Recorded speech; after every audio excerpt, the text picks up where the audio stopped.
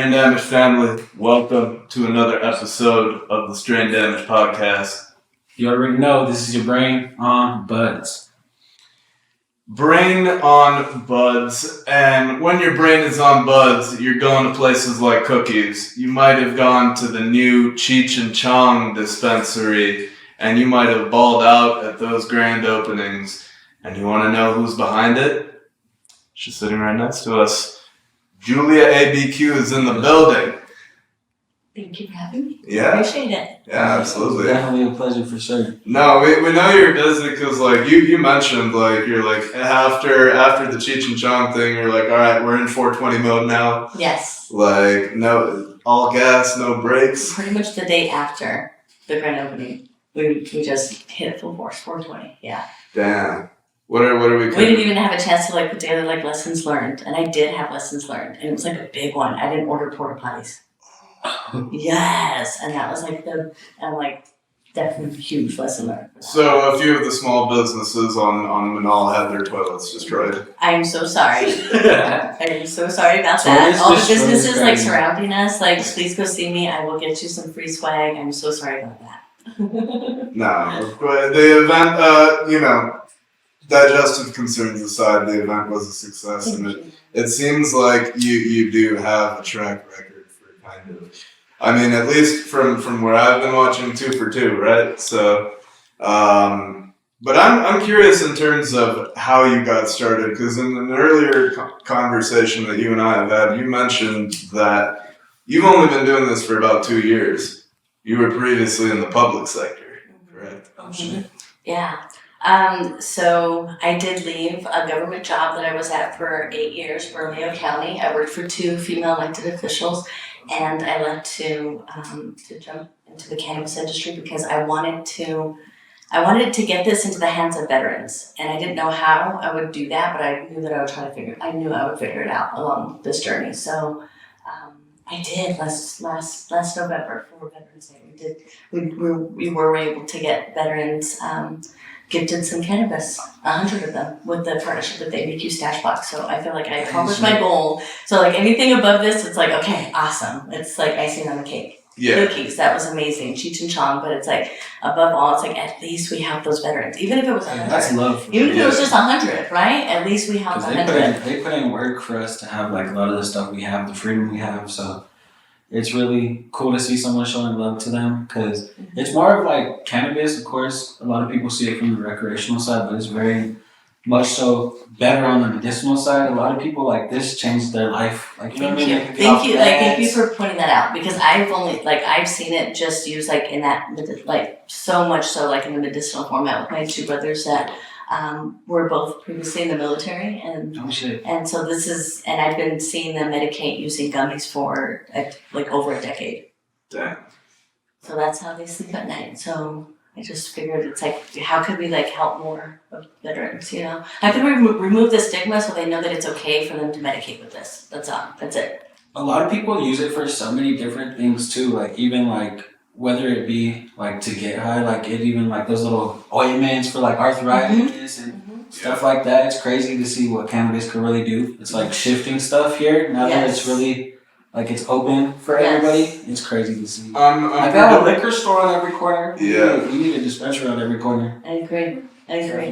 So about arthritis, I was just talking to a reporter, Pat, from Clovis, Eastern New Mexico News, and I met her just 2 days ago, and she told me that she used a cream, an ointment for arthritis in one of her joints, and she said she used it for 3 months, and since then, she's it's has cured it. Damn. So I just The topicals are underrated. I've taken some of the rosin lotion out of Press Labs, brought that back to Buffalo when I went and saw my parents, and gave it to my mom, and she ended up using it for a month and ended up being able to put off shoulder surgery for another 6 months, basically just because the inflammation had healed. Inflammation, yeah. Bro, that's crazy. I remember in school we had something where some guy, it was an autopsy, and he died from something. I think he had inflamed heart, and they're trying to get us to see what could be the cause or what it was, and a lot of people in the class were trying to say it was weed. And I was like, how would that be if weed's like literally, cannabis is an anti-inflammatory. Yeah. I'm like, there's no way that could be. And the teacher, I remember, he was like, no one said that. Everybody was trying to go against weed, and I'm like, bro, I love weed. I'm like, I'm not about to let y'all do that. Damn, they were showing autopsy Like a whole in class against sixth weed. grade. I'm like, how y'all ain't smoke, bro? So how do you think that we can help like remove that stigma? I feel like definitely, it's just like proofs in the pudding, you know what I mean? Like as far as numbers, because there's a lot of stuff that I think, like, it was a whole report, so I don't remember it 100%, but I think there was alcohol and cigarettes involved, and it's like, you look at the number of deaths, like, related to that thing, like, related to alcohol, way more. Like, cannabis, is there even any deaths, like, ever related to cannabis? Is there any cannabis-related deaths? I don't think we have any. So it's just, like, really proofs in the pudding, and I'm like, I feel like the stigma now probably definitely changed as far as back then, because now it's legalized, it's recreational, you can go buy it in the store. So people aren't looking at it like back then when you're like having to go really just know the plug or something. And you smoking on lunch break and they're like, oh, he's just a little stoner. He's just over there, always coming smelling like weed, just always high.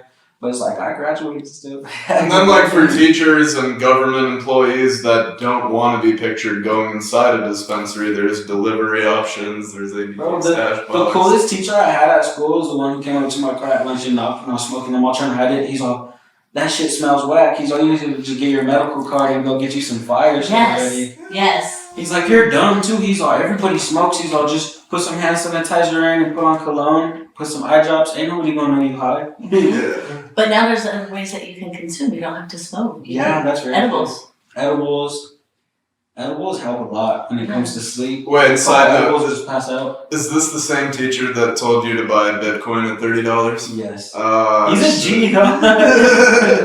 But that's just like, that was a cool teacher. That's cool that he made that impact on you. Yeah, for sure. That's why, even me and my cousin were talking about it, like, good teachers could really, like, make a real big impact on your life and change it for the better. Just, like, showing that there's people that actually do care, that really don't need to. It's just, like, kind of I think like, that's the most important job in the world. yeah, for sure.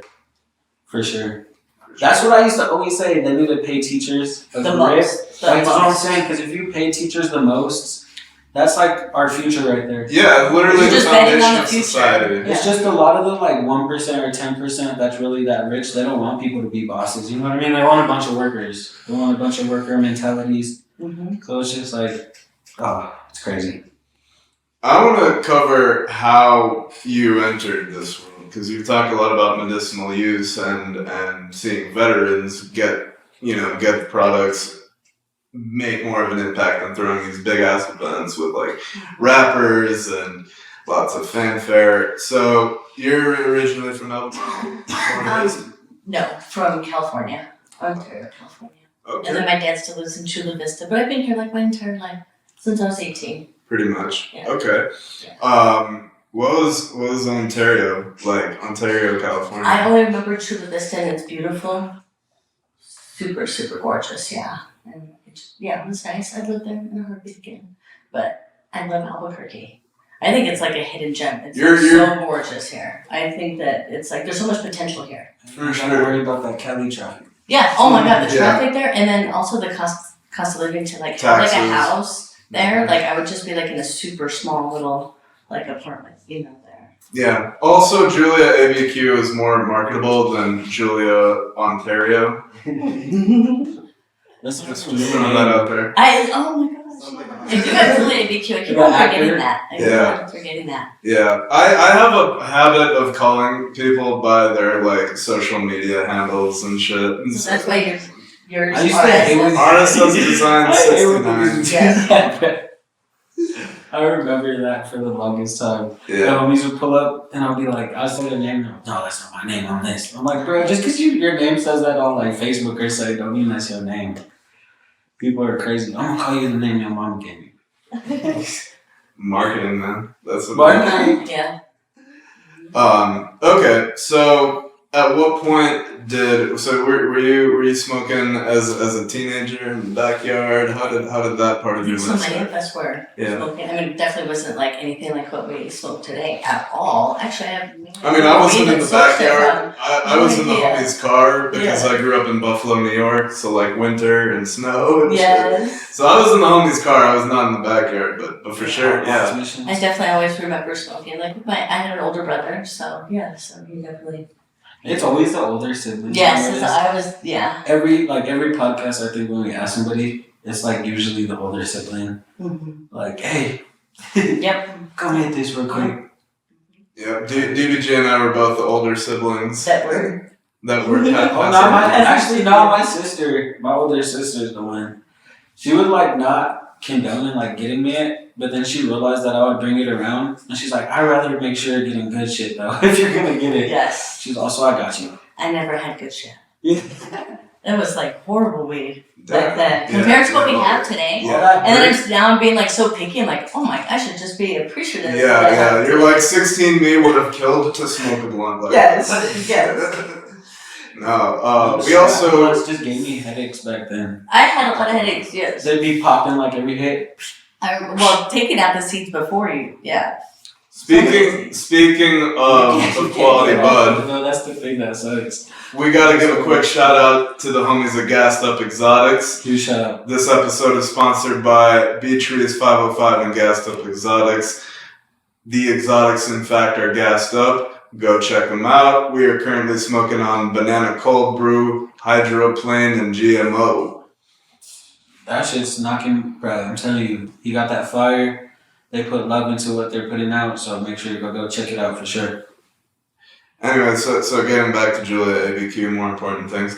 So you started smoking as a teenager. So cannabis was kind of just like something you did in your life, It was pretty right? normal. Pretty normal. And so that's what it just like surprises me to be like fully immersed in it now and to see the stigma. Yeah. Because I didn't realize that there was a stigma this bad, to where people don't want to be seen still. Like, if it's legal, they don't want to be seen in a dispensary. Like, how can we make it comfortable for? That's why Stashbox doing so good. ABQ A Stashbox. lot of people really Out don't directly like to your it. front door. Yeah. There's a lot of people that, like, just like how you said, they kind of have that, like, oh, I don't want to be seen going over there, like, have a reputation. I'm like, bruh. Our first responders, sometimes they're still in their uniform.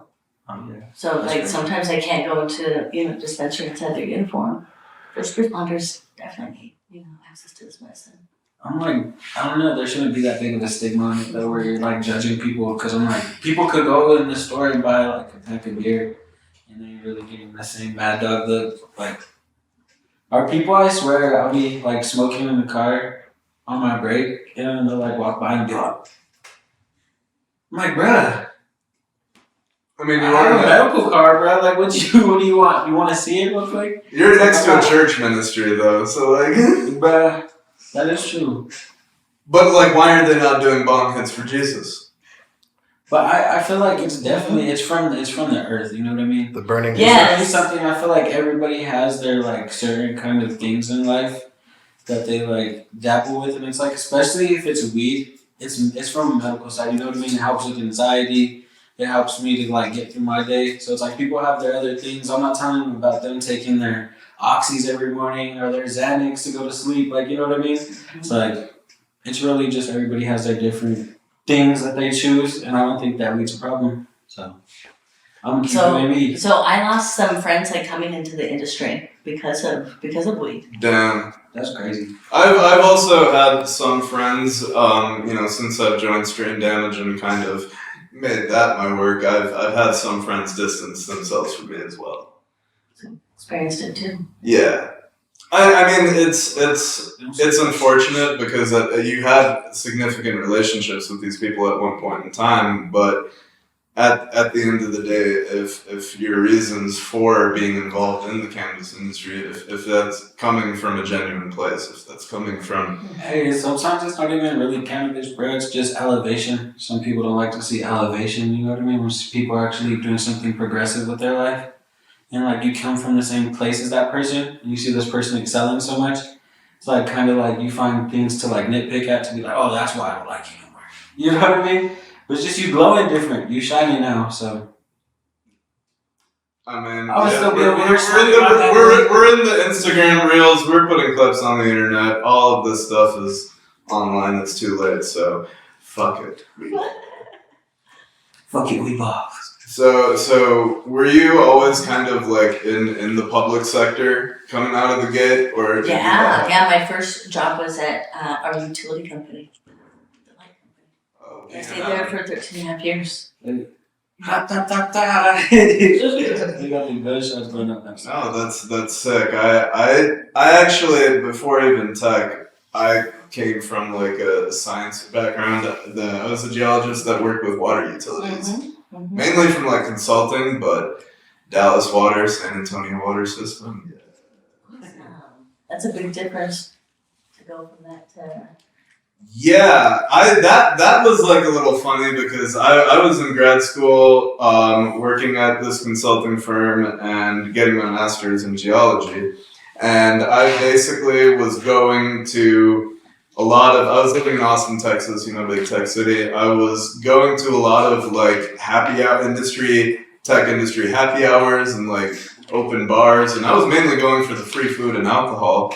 But then I just started talking to everybody there, kind of learning about what they did in tech and learning that tech wasn't just coding or software engineering. Like there's so much more shit involved. And I was just like, oh fuck, okay, I'm gonna do this. Like if I can just do this. The main draw for me was being able to be location independent. Do it from your house, do it from the coffee shop, and not going into an office. My favorite part about being a geologist was going out into the field to do field work where I could get stoned and basically have my day at leisure. Take some soil samples, write some numbers, call it a day. How was that guy still in dirt? No, they would get mad at me for taking too long. Like, you'd be like, hey, like, come on, dude, it's just a fucking sample of You didn't steal that dirt fast enough. Well, yeah, exactly. It's like, hey, you didn't collect this fast enough. Like, what are you doing there? I had towards the whole mountain real quick.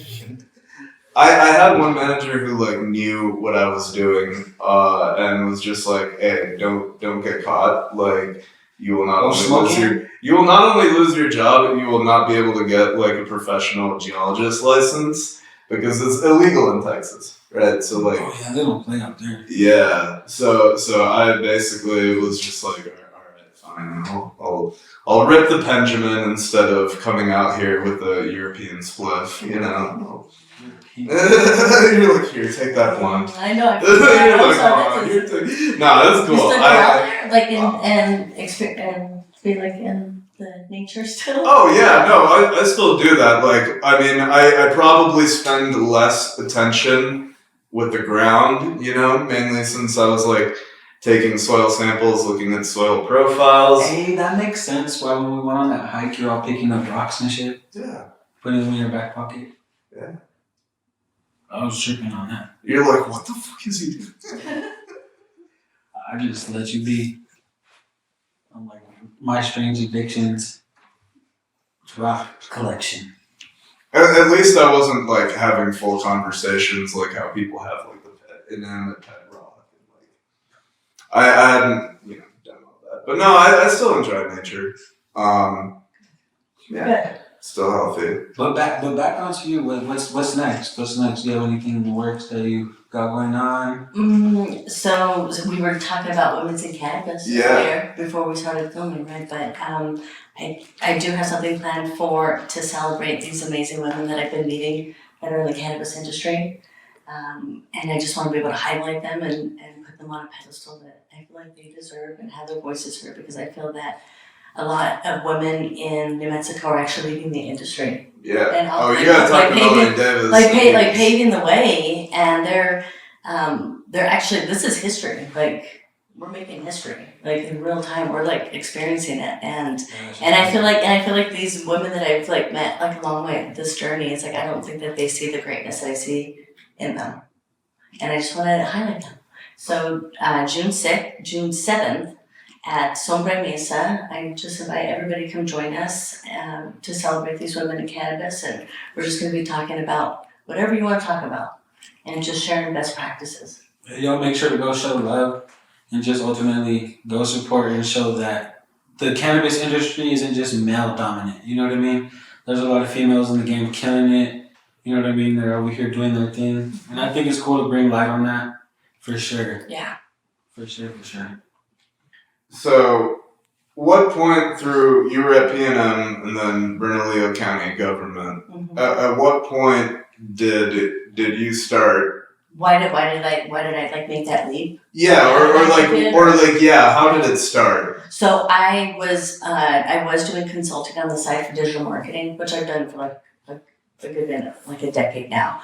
So I love Facebook, Instagram, Twitter, TikTok. I just want to be able to figure out the channels and like how can we monetize off of them, right? Mm-hmm. And it was just like through that journey that brought me, to leave corporate America, because I was able to be like how you said, create your days. Yeah. And just be like an entrepreneur, right? And that's what I wanted to do. It's like, how can I do my passion but like get paid for it? Yeah. But then I started like working on more and more cannabis companies, and when you work for the government, you do have to be transparent about what you work on. And so, I had to just make the choice. Public sector or cannabis. I felt like that. I don't know if that was the case, but I felt like that, and or maybe you said it's an excuse. So I can be in this, because I love what I do. Oh my God, I love what I do. I so love what I do. I'm going to tell you this. I don't think that a lot of people are in this for the money, because they quickly find out. We don't get the same benefits. Rush. Yeah, it's not. We don't get the same benefits that like a regular business owner does. Like the write-offs, right? Yeah. And so they quickly figure that out. So like if you're in it right now, it's like, I'm sorry, I have cotton mouth right now. But if you're in it right now, like you're truly like passionate about what you're doing. Like I just love meeting people in the industry and just like listening to them. Like why, like when I asked them, why do you do what you do? Like I'm curious about like you guys, like why are you doing this podcast? What's the purpose of it? Like what are you guys trying to do? Like are you trying to remove the stigma, share people's stories? Yeah. So what we tell investors is that Strain Damage is an omni-channel media company dedicated to creating content and advertising that dispels the stigma surrounding cannabis and human productivity. So excuse me. We like to get the stories of everybody too, like you said. Yeah. Like, that's my favorite part. And when we go to like, especially like these grows or dispensaries, like we went to Green Fuego and Santa Fe, and just to see like their stories is so cool. It's like everything, like how some stuff just falls in a perfect place for some people. And then some people, I think from Amnesia, she had to like sell her house to get her dispensary, and like their stories are just so cool. I think it's just like the stigma and the stories together is just like exactly. And storytelling is also an approach that if you look at existing cannabis content creation on social media, it's either focused on the plant or various formats consuming it, or it's high level boring industry discussions where it's you like, oh, my shit's the best. No, my shit's the best. Like kind of this very pompous, conceited, elitist perspective that we believe doesn't serve the cannabis industry. It doesn't benefit really. Damn, bro, I'm gonna need to like get my version and have it on the screen going for some of these words, because I'm too high to keep up. Yeah. I'm like, dude. No, but that's this shit got me my mouth dry too. Oh my gosh. Is this the intro thing? Mm-hmm. It's the backwood gas stuff. Hey, remember, stay hydrated. Strain Damage family, it's very important. Drink your water. Consider sparkling water mineral content.